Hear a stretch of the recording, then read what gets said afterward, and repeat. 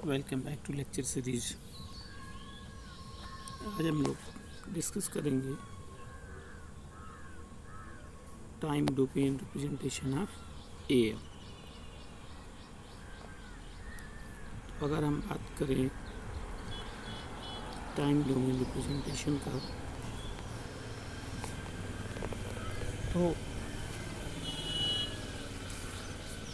हम जानते हैं कि हमारे पास मॉड्यूलेटिंग सिग्नल है,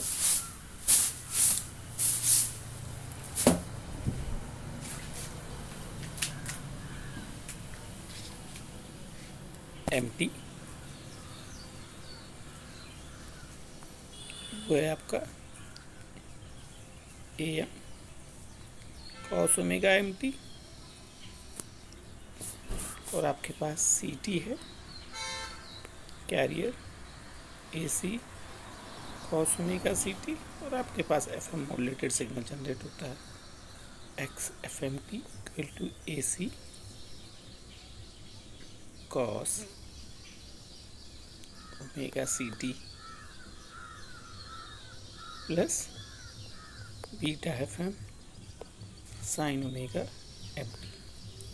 तो अगर हम पूरे मॉड्यूलेशन की बात करें तो हम देखते हैं कि जब हम कहते हैं कि हम फ्रीक्वेंसी मॉड्यूलेशन की बात करें, फ्रीक्वेंसी मॉड्यूलेशन के केस में सिंपल डेफिनेशन होता है कि frequency modulation, frequency of high carrier frequency changes या unmodulated carrier frequency changes according to the instantaneous value of modulating signal keeping its amplitude constant. मतलब जब भी जो भी कोई मॉड्यूलेशन हम परफॉर्म करेंगे, फ्रीक्वेंसी मॉड्यूलेशन या सिंपली एंगल मॉड्यूलेशन परफॉर्म करते हैं, तो उस केस में जो एसी एम्पलीट्यूड है होता है हमेशा क्या रहेगा, वो कांस्टेंट होगा। एसी की वैल्यू क्या होगी, हमारी कांस्टेंट होगी। तो हम देखते हैं कि जो भी एफएम मॉड्यूलेटेड सिग्नल जनरेट होता है वो क्या है, एसी कॉस ओमेगा सीटी।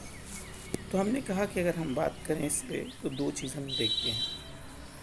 अब चेंजेस किस में आता है, चेंजेस आता है फ्रीक्वेंसी में, और वो फ्रीक्वेंसी मॉड्यूलेटेड इंस्टेंटेनियस फ्रीक्वेंसी क्या है, ये होता है आपका f I equal to F C plus के एफ एम टी। ये आपका होता है अनमॉड्यूलेटेड, और एफ आई है आपका इंस्टेंटेनियस फ्रीक्वेंसी, या सिंपली हम कहते हैं एफ एम मॉड्यूलेटेड या मॉड्यूलेटेड फ्रीक्वेंसी।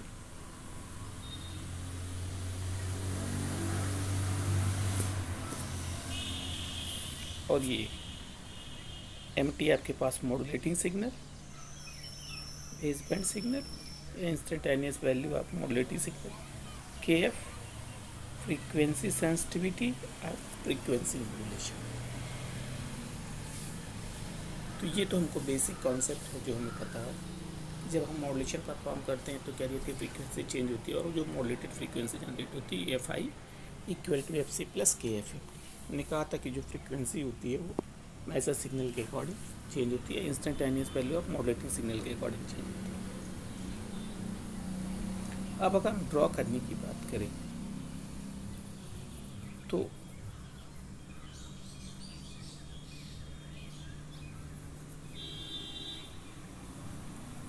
सबसे पहले हम जो है ड्रॉ करते हैं modulating signal.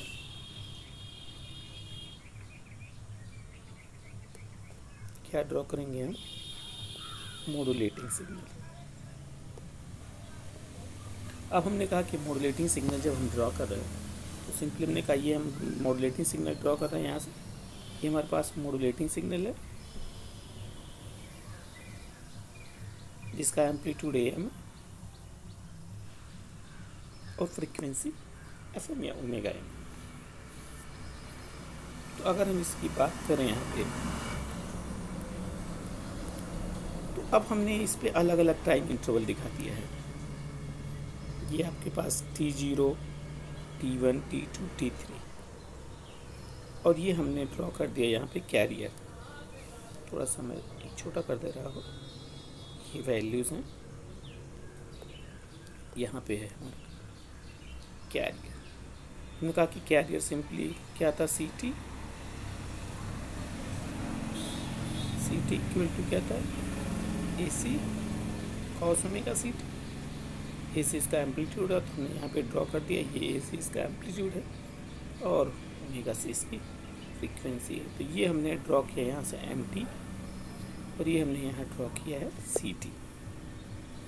M T simply base band signal या मॉड्यूलेटिंग सिग्नल, और सी टी का सिंपल मतलब कैरियर सिग्नल। और फिर हमने कहा कि हम ड्रॉ करते हैं मॉड्यूलेटेड सिग्नल। ये हमारे पास मॉड्यूलेटेड सिग्नल। हमने कहा था कि जब हम मॉड्यूलेटेड सिग्नल ड्रॉ करेंगे तो जो भी कोई भी एंगल मॉड्यूलेटेड सिग्नल आएगा, फ्रीक्वेंसी मॉड्यूलेटेड सिग्नल या एंगल मॉड्यूलेटेड सिग्नल, तो इस केस में यह हमने कहा कि ये हमारे पास फ्रीक्वेंसी मॉड्यूलेटेड है ए c cos theta I T. तो हमने देखा, हमने कहा भी था कि जब हम एंगल मॉड्यूलेशन की बात करेंगे तो जो कैरियर का एम्पलीट्यूड है वो कांस्टेंट रहता है, जो भी चेंजेस आएगा उसके फ्रीक्वेंसी में चेंजेस आएगा। तो अब अगर हम ड्रॉ करने की बात करेंगे कि जब हम कोई भी मॉड्यूलेटेड सिग्नल ड्रॉ करेंगे तो उसका जो भी एम्पलीट्यूड होगा उसमें कोई चेंजेस नहीं आएगा। तो यहाँ पे जो ड्रॉ किया गया है तो ये दिखाया जा रहा है कि ये आपका कैरियर का एम्पलीट्यूड है मॉड्यूलेटेड सिग्नल का, एफएम सिग्नल का ये है। और हमने कहा था ये क्या है आपके पास, एसी सिमिलर, ये सीटी है। तो कोई भी चेंजेस नहीं होगा किसमें, एम्पलीट्यूड में। इसीलिए यहाँ पे जो एसी कहीं एसी है, क्योंकि हमने कहा था कि इस केस में कैरियर के एम्पलीट्यूड में कोई चेंजेस नहीं करेंगे। अब हम बात करते हैं कि जो हम ड्रॉ करेंगे कैसे ड्रॉ करेंगे। तो अब ये हमने कहा अलग अलग टाइम इंटरवल है। हमने कहा ये अगर टी ज़ीरो है तो कहते हैं कि हम केस की बात करेंगे।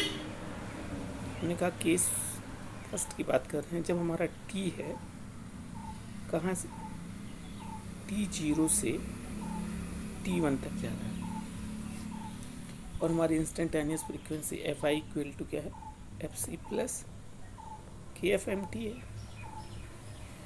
इस केस में अगर हम टी ज़ीरो से टी वन जा रहे हैं, मतलब ये इस पॉइंट की बात कर रहे हैं, तो इस पॉइंट में हम क्या देखते हैं,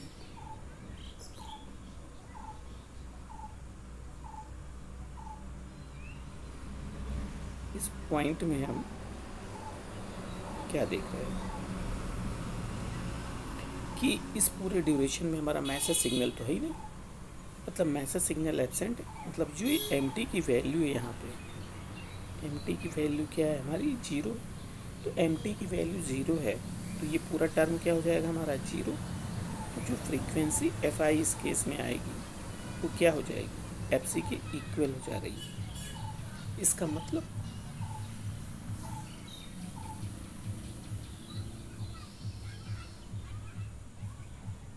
इसका सिंपल मीनिंग ये हुआ कि हमने मॉड्यूलेशन तो परफॉर्म किया, लेकिन जो मॉड्यूलेटेड सिग्नल आ रहा है उसकी फ्रीक्वेंसी अभी भी एज इट इज़ आ रही है, कैरियर फ्रीक्वेंसी। इसका मतलब यहाँ से कोई मॉड्यूलेशन नहीं है, इसे हम कहते हैं नो मॉड्यूलेशन। क्या बोलेंगे हम इसको, नो मॉड्यूलेशन। इस केस में क्या हो जाएगा, नो मॉड्यूलेशन। क्यों, क्योंकि हम देखते हैं कि अब अगर हम बात करेंगे तो ये सिंपली जो हमने कहा कि एक्स एफ एम टी आ रहा है, जब आप बात करोगे कॉस ओमेगा सी टी या सिंपली थीटा आई टी करेंगे तो हम क्या आ जाएगा,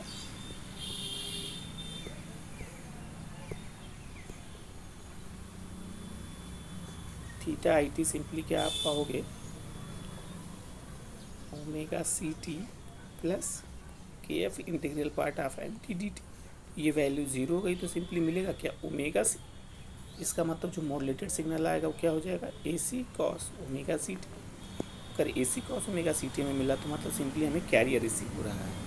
तो इसका मतलब कोई मॉड्यूलेशन नहीं हो रहा उस केस में, केवल क्या हो रहा है कि उस पूरे ड्यूरेशन में हमारा जो कैरियर है वो अपीयर हो जा रहा है। तो इसका मतलब कि जब हम ड्रॉ करने की बात करेंगे इस पूरे ड्यूरेशन में, तो हम केवल एज इट इज़ कैरियर को ऐसे ड्रॉ कर देंगे, क्योंकि कोई मॉड्यूलेशन परफॉर्म नहीं हो रहा। ये ऐसा हो गया। और आप देखें कि जो ड्रॉ किया गया है वो केवल कैरियर को ही ड्रॉ किया गया है। अब हम उस केस की बात करेंगे केस हम कह रहे हैं सेकेंड की बात कर रहे हैं। अब हम T1 से T2 की तरफ बढ़ेंगे और जो Fi है वो सिंपली क्या है, Fc प्लस KF MT। तो जब हम बात करते हैं इस पूरे ड्यूरेशन का, T1 से T2 के बीच की बात करते हैं, तो इस केस में हम क्या देखते हैं, इस केस में हम ये देख रहे हैं कि अब हमारा मैसेज सिग्नल प्रेजेंट हो रहा है। ये आ गया यहाँ से, ये प्रेजेंट मैसेज सिग्नल प्रेजेंट है, ये T2 से चल रहा है और ये प्रेजेंट, और ये किस डायरेक्शन में मूव कर रहा है, ये पॉजिटिव डायरेक्शन में मूव कर रहा है और पॉजिटिव पीक वैल्यू AM तक जा रहा है। ये पूरी वैल्यू यहाँ से इंक्रीज कर रही है और T2 वो पॉइंट है जिस पे सबसे मैक्सिमम पॉजिटिव पीक AM हमको रिसीव हो रहा है।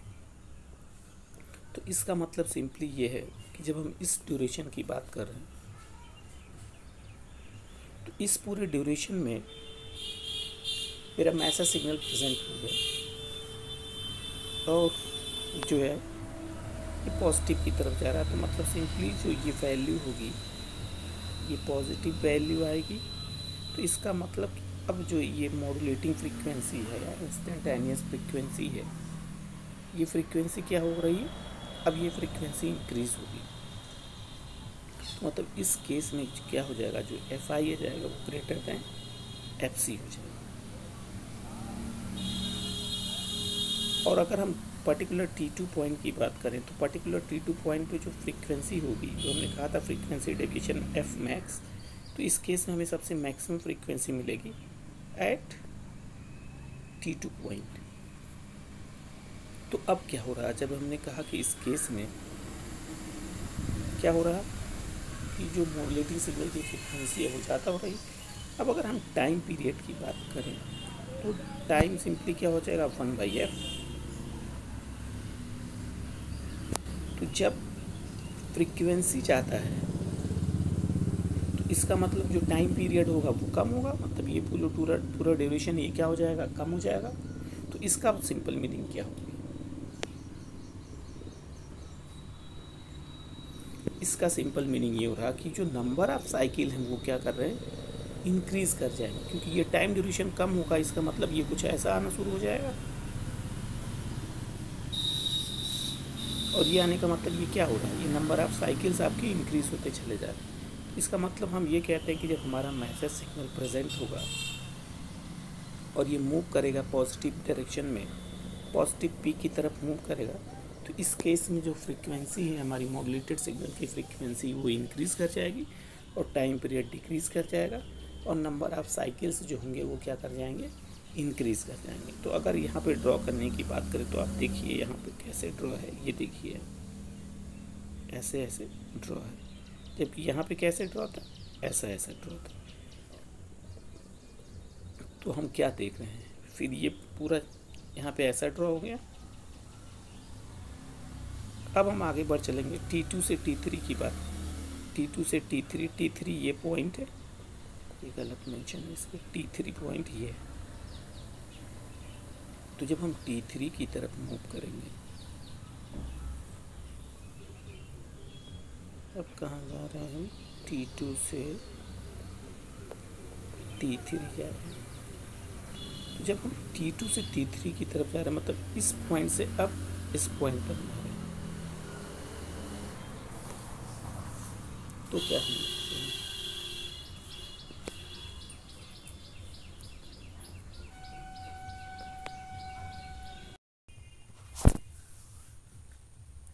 तो हम लोग बात कर रहे थे T2 से T3 पॉइंट की बात कर रहे हैं, इस पॉइंट से इस पॉइंट के बीच में।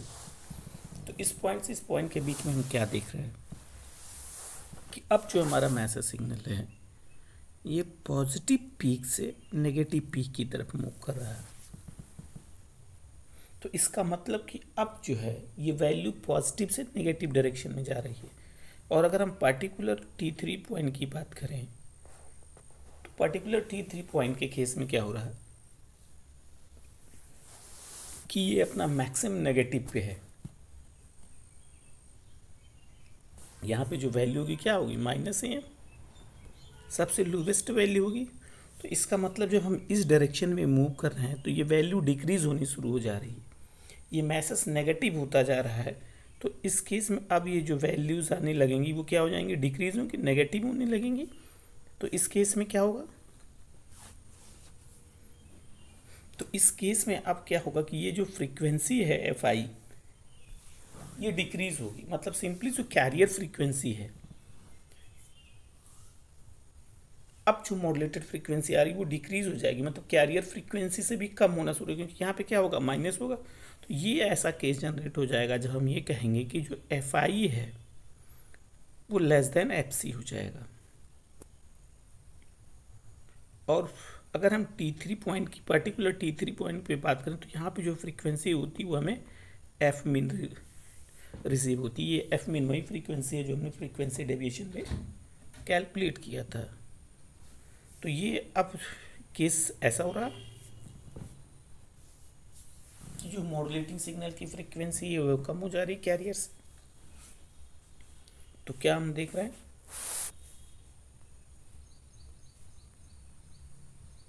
अब अगर हम टाइम पीरियड की बात करें यहाँ पे t, फिर से क्या हो जाएगा 1/f। अब फ्रीक्वेंसी कम हो रही है, इसका मतलब कि टाइम पीरियड इंक्रीज कर रहा है। तो अगर टाइम पीरियड इंक्रीज कर रहा है तो ये हो सकता है कि ऐसा आना शुरू हो जाए,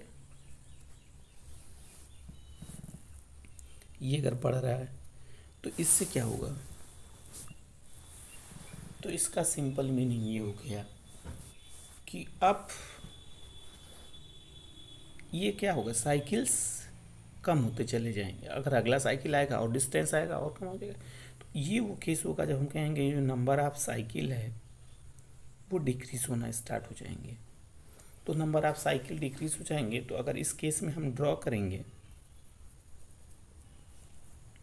तो ये यहाँ पे थे हम, यहाँ से डिक्रीज होना शुरू हो जाएगा। तो ये ऐसा आएगा, नंबर ऑफ साइकिल कम होता जाएगा। ये है T3 पॉइंट, यहाँ पे ऐसा कुछ ड्रॉ हो जाएगा। और इसके बाद अगर हम T3 पॉइंट, ये T3 पॉइंट यहाँ नहीं है, T3 पॉइंट ये है, इसमें गलत बना हुआ है। अब अगर हम T3 पॉइंट से आगे मूव करेंगे तो अब अगर T3 पॉइंट से आगे जाएंगे तो सिग्नल ऐसा कुछ होगा।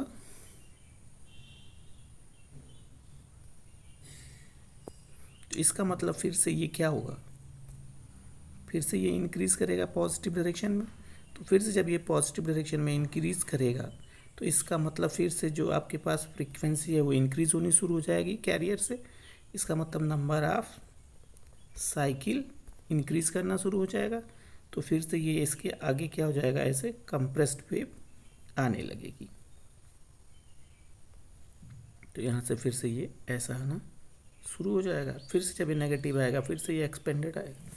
तो अब अगर हम देखें तो हम क्या देख रहे हैं कि अब ये जो जहाँ से हमने मैसेज सिग्नल कहा प्रेजेंट है और ये नेगेटिव पोर्शन, जब ये मैसेज सिग्नल इंक्रीज कर रहा था तो जो वेव आ रही वो क्या आ रही, कंप्रेस्ड। और जब हम कहते हैं कि ये मैसेज सिग्नल इंक्रीज डिक्रीज हो रहा, नेगेटिव पी की तरफ जा रहा, तो ये किस फॉर्मेट में आ रहा है,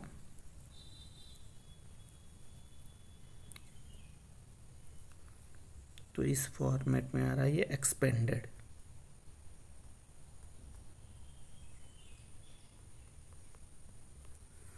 तो ये सिंपली ये हो गया कि जब हम कहेंगे कि हमारा फ्रीक्वेंसी इंक्रीज करेगा, और हमने डेफिनेशन में भी यही कहा था कि जैसे जैसे मैसेज सिग्नल हमारा प्रेजेंट होगा उसके अकॉर्डिंग हमारी फ्रीक्वेंसी में चेंजेस आएगी। जब मैसेज पॉजिटिव पीक की तरफ जाएगा तो फ्रीक्वेंसी इंक्रीज होगी, वेव कंप्रेस देगा, और जब फ्रीक्वेंसी डिक्रीज करेगी तो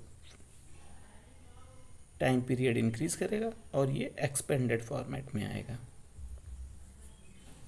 तो ये हमारा था टाइम डोमेन रिप्रेजेंटेशन AM का। अब हम इसके बात करेंगे, इसके बाद इसके जनरेशन का। अब अगर हम जनरेशन की बात करें, अभी तक हमने जो पूरा डिस्कशन किया था को हमने सिंपली मैथमेटिकल चीज़ों का एनालिसिस किया। अब हम बात करते हैं कि जैसे जब हम कभी भी ट्रांसमिशन की बात करते हैं तो कैसे हम जो फ्रीक्वेंसी मॉड्यूलेटेड सिग्नल जनरेट करते हैं। तो अगर हम जनरेशन की बात करें तो जो एफएम जनरेशन है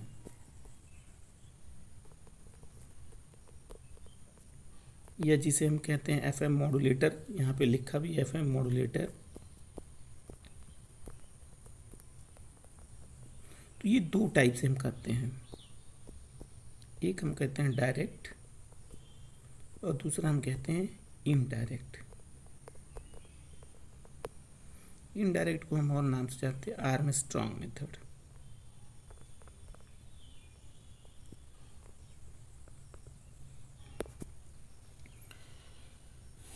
तो अगर आप जनरेशन की बात करें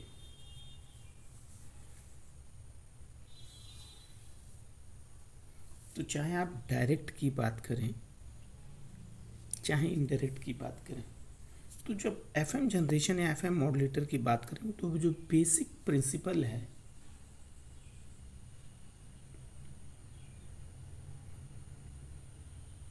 वो दोनों के केस में क्या होगा, कॉमन होगा। बेसिक प्रिंसिपल क्या था हमारा, हमने कहा कि जब हम फ्रीक्वेंसी मॉड्यूलेशन की बात करेंगे तो फ्रीक्वेंसी मॉड्यूलेशन के केस में सिंपली हम क्या करते हैं कि जो हमारे पास कैरियर होता है, हमने कहा भी in frequency modulation frequency of high carrier frequency signal changes in accordance with instantaneous value of modulating signal. तो ओवरऑल जो बेसिक प्रिंसिपल ये है कि आप जो है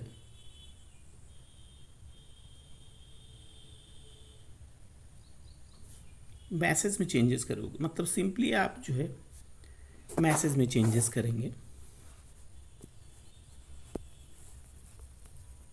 और जो मैसेज में चेंजेस आएगा, एमटी में जो भी चेंजेस आएगा वो किस में चेंजेस करेगा, फ्रीक्वेंसी में।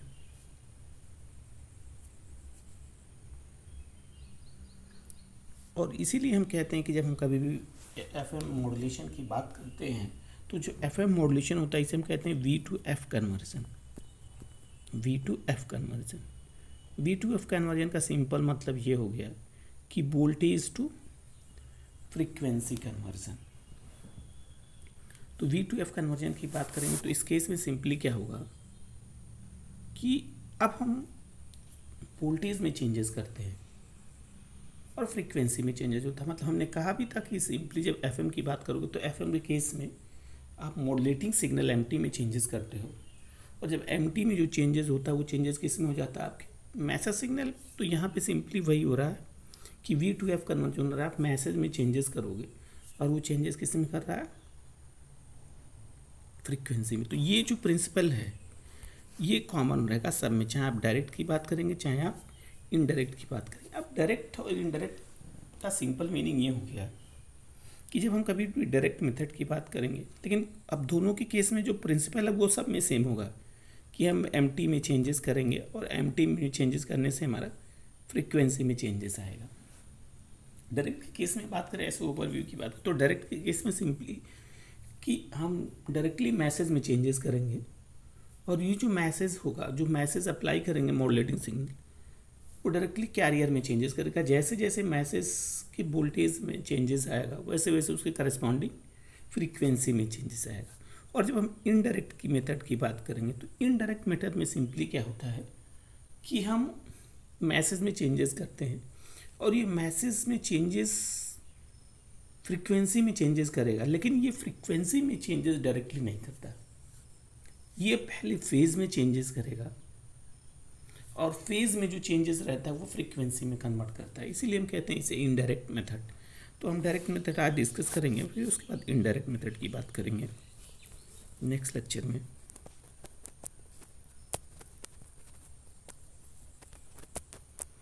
तो इसमें लिखा है कि प्रिंसिपल की अगर बात करें तो प्रिंसिपल में सेम वही चीज़ लिख के रखा है कि कुछ खास नहीं है कि in frequency the frequency of carrier varying accordance with the instant instantaneous value of modulating signal, ये लिखा हुआ है।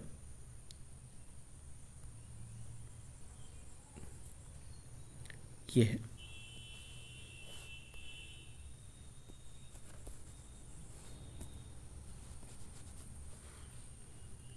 the frequency of carrier varying according to the amplitude changing modulating signal. तो सिंपली हम कहते हैं frequency of carrier changes in accordance with instantaneous value of modulating signal. There are two methods for generation of FM. तो हम पहले direct method की बात करें। तो जब हम डायरेक्ट मेथड की बात करेंगे तो हमने कहा था कि डायरेक्ट मेथड का वो केस होता है कि जब हम डायरेक्टली क्या करते हैं, चेंजेस करते हैं। मतलब आपके पास ये पूरा सिस्टम होगा, ये VCO है, ये आपके पास VCO होगा और यहाँ पे आप FM सिग्नल रिसीव कर लेते हो और ये आपके पास होता है MT या मॉड्यूलेटिंग सिग्नल। अब ये पूरा सिस्टम है। VCO simply voltage control oscillator है।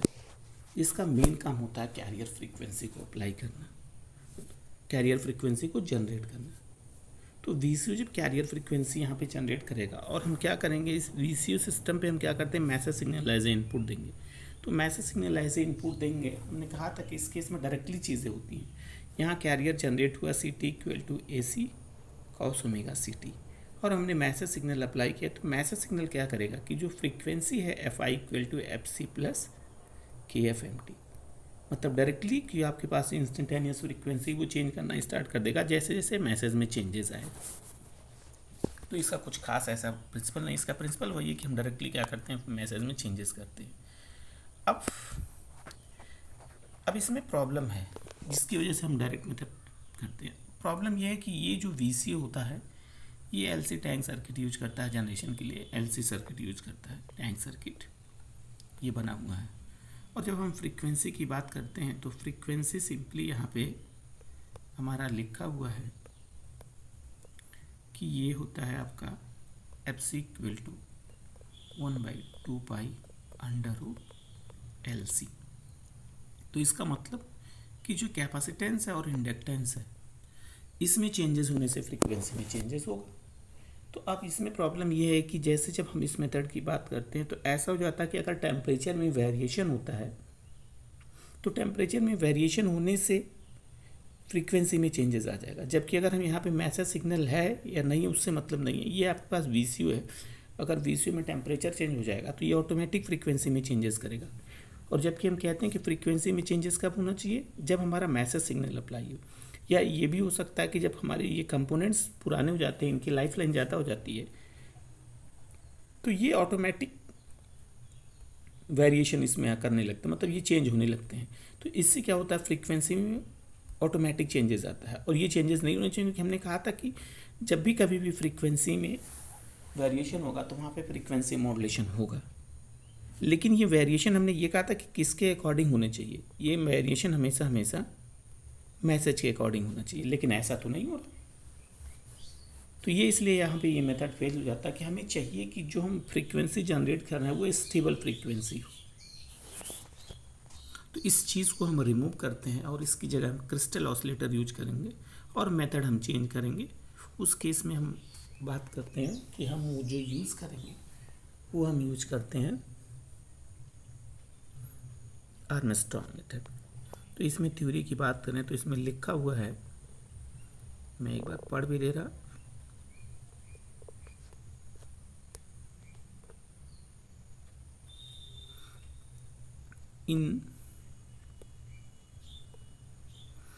In this type of angle modulation, the frequency of carrier is varying directly by the modulating signal। हमने पहले कहा था कि FI सिंपली होगा, यहाँ पे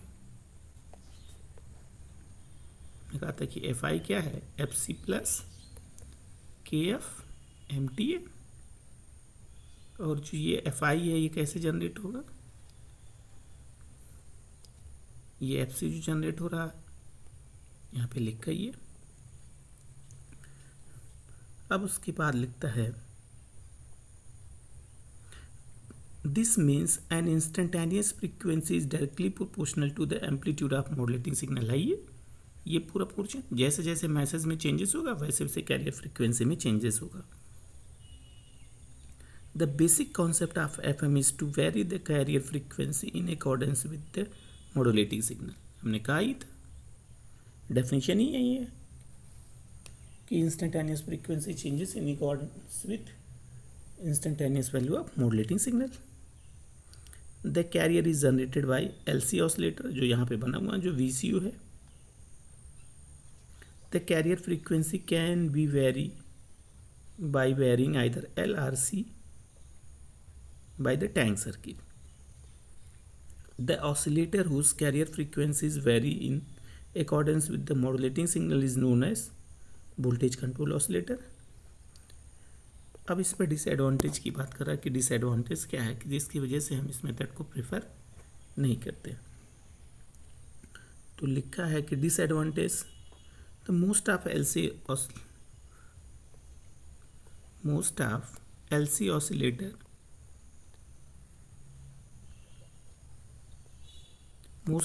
oscillator are not stable enough to provide the stable carrier frequency, जो बात हम अभी कह रहे थे। The carrier frequency usually vary due to the temperature variation, जो हमने कहा कि ये जो आपका FC है ये क्या है, √2π/LC। तो ये इसके चेंज होने से इसके चेंज होने से ही केवल चेंज होना चाहिए, और ये चेंजेस कब होगा, मैसेज सिग्नल के अकॉर्डिंग। तो हम देखेंगे कि टेम्परेचर होने की वजह से भी इसमें चेंजेस आने लगे, वेरी करने लगा without MT। So instead of using LC oscillator, crystal oscillator must be use, but since they provide the highly stable frequency, so ये very small frequency deviation is possible. तो उस पर हम लोग बाद में डिस्कस करेंगे कि क्या उसके प्रॉब्लम्स होंगी अगर हम इसको रिप्लेस करेंगे कि जो है LC टैंक सर्किट को, LC ऑसिलेटर को हम रिप्लेस कर देंगे क्रिस्टल ऑसिलेटर से। ये प्रॉब्लम है इसमें कि वेरिएशन होगा फ्रीक्वेंसी में, और ये वेरिएशन टेम्परेचर की वजह से हो सकता है, कंपोनेंट के ज़्यादा लाइफलाइन होने की वजह से हो सकता है। तो हम लोग नेक्स्ट लेक्चर पर डिस्कस करेंगे indirect method of FM generation. आज का लेक्चर हम क्लोज करते हैं यहीं पे। Thank you.